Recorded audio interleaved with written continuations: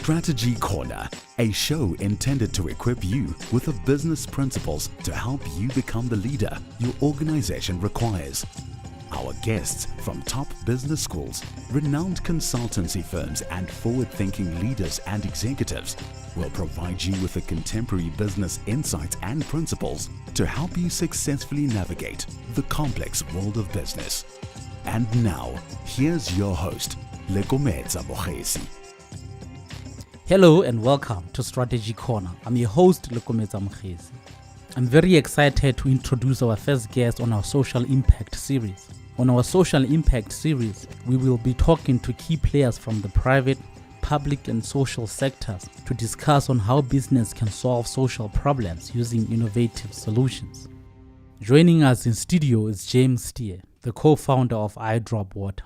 iDrop Water is a for-profit, mission-driven company established to bring safe, affordable drinking water to everyone, everywhere. James, thank you so much for joining our podcast.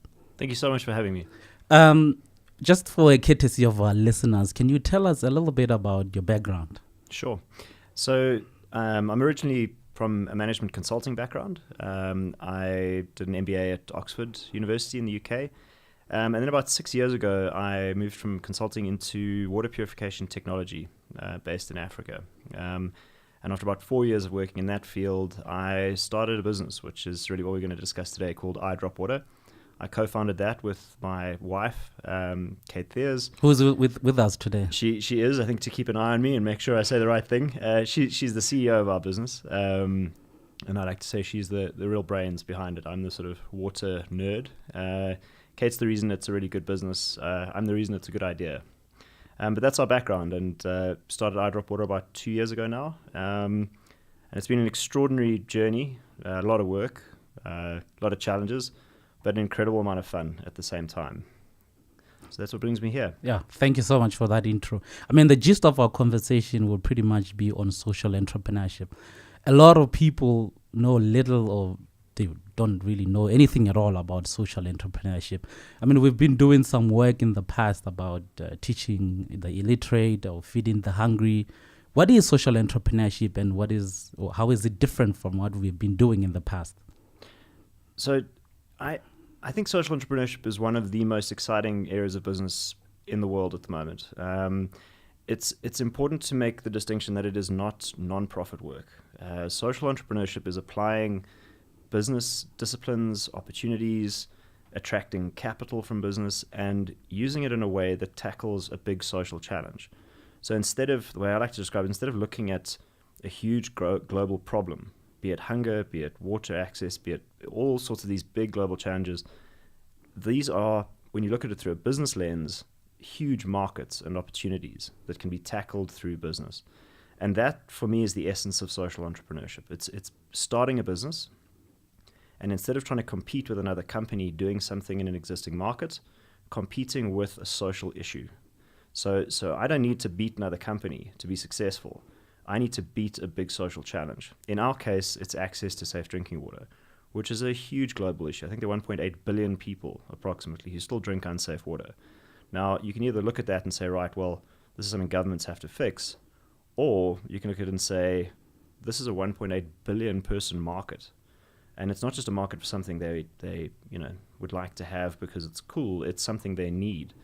And if you can use innovation, interesting business models, and you change how you look at it, it's not a challenge, it's a market, it's an opportunity. That's the essence of social entrepreneurship, starting businesses to tackle those global social issues. So the theme is really income and impact.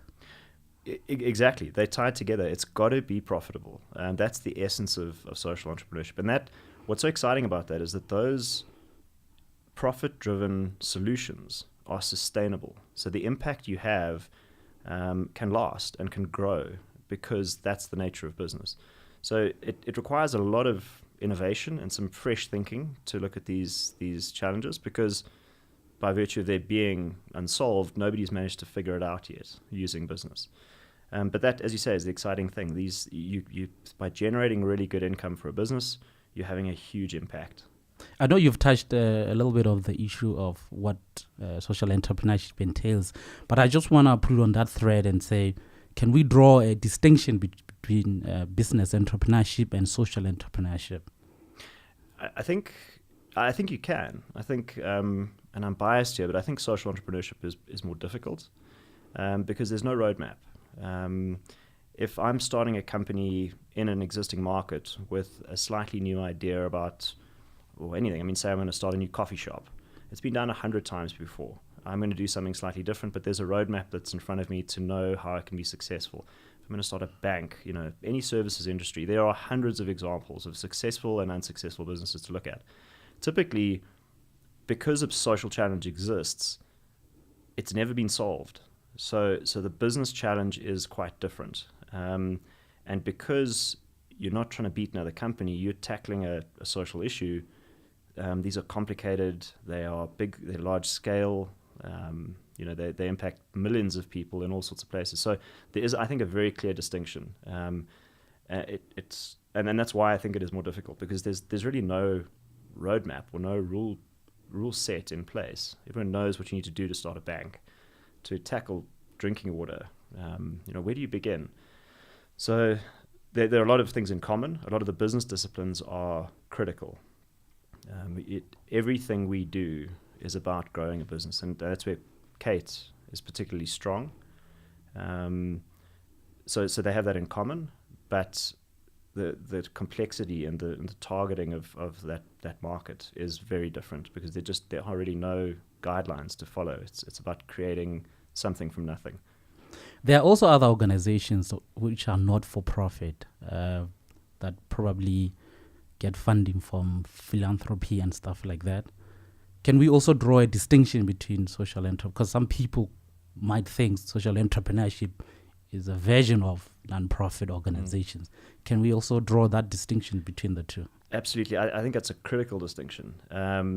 The nature of business, or successful business, is that it is sustainable. You create ecosystems and sort of transaction cycles that last beyond the people involved in them. That's the nature of a business. Non-profit organizations, and there are some really great ones, but they are externally funded. Their objective is to use cash that's provided to them to execute on some kind of mandate. When that cash runs out, there's nothing more. So a lot of non-profits live, they are dependent on funders, and those funders are getting that money from somewhere else. And as a result, quite often, non-profits, I suspect, don't have the ability to be quite so agile, responsive, innovative, because they are fulfilling the mandate of the people providing them with that cash. Investors in businesses want to see innovation. They want to see change. They encourage a more dynamic and flexible response to what's going on in the market. Non-profit world, it needs to be, because a non-profit is consuming someone else's funding. It is typically very regimented, very organized, but they live and die by the ability that they have to tap on donor funding. They can't generate their own and create those sort of sustainable economic cycles where demand is met with supply, and businesses can grow into it. But that's the key difference. Businesses are, in my mind, sustainable, and they encourage competition. We ideally want to see other businesses joining us in what we're doing to compete with us. That sort of incentive doesn't exist in the non-profit world. It's a very clear mandate, there's a funding process, and that gets spent to achieve something. And once that's done, what next? What are some of the drivers for social entrepreneurship? I mean, aren't we content with philanthropy and government aids and foreign aids? Social entrepreneurship has gained a lot of traction in the recent years. What do you think are some of the drivers for that? I think if those processes through government or non-profit work had been hugely successful, we would not exist. I think people are quite honestly tired of waiting. These are challenges that have been around for decades, and in some instances, far from improving, are getting worse. And so I think the role of business is to accelerate improvement, to come up with really innovative new ideas. Again, it's around incentives. I don't think the incentive in, be it government or the nonprofit world, is to really drive innovation and build lean, responsive businesses and systems. That's the role of business. Really think about challenges in a totally new light. And I think that's why social entrepreneurship is starting to really explode. It's a huge new, emerging sector. But I think it's driven in some sense by frustration at the lack of progress in these key areas. And when business people look at those challenges, they see an opportunity, something to fix and create and grow businesses into that space by looking at it as a market and not necessarily as a challenge that someone one day will fix. So the field it's fairly new. We have had social entrepreneurship recently. I mean, I think it started in the 1990s by the guy called Bill Drayton, who coined the phrase social entrepreneurship. How has it evolved from the 90s until like now, recently? One of the best examples of how this is maturing now, I think, as a not just a sort of fringe thing, but it's coming really into the mainstream, is at our old business school. There's an entire center called the Skoll Center for Social Entrepreneurship that its primary purpose is to continue academic research and work in social entrepreneurship, grow the social entrepreneurship community. They run a big conference every year, funded by Jeff Skoll, who was one of the early employees at eBay, and he's funded this initiative. It's no longer a fringe thing. It has now emerged into its own sector, and I think that's been driven by some really good success stories at the same time. Interestingly, three of our classmates from our MBA program started a business in Kenya called Mkopa, which is one of the most successful solar companies in the country, where they have embedded a SIM card into a solar kit that enables them to basically microfinance through installment people who have very low income in remote parts of Kenya who cannot buy over time a solar lantern for their houses.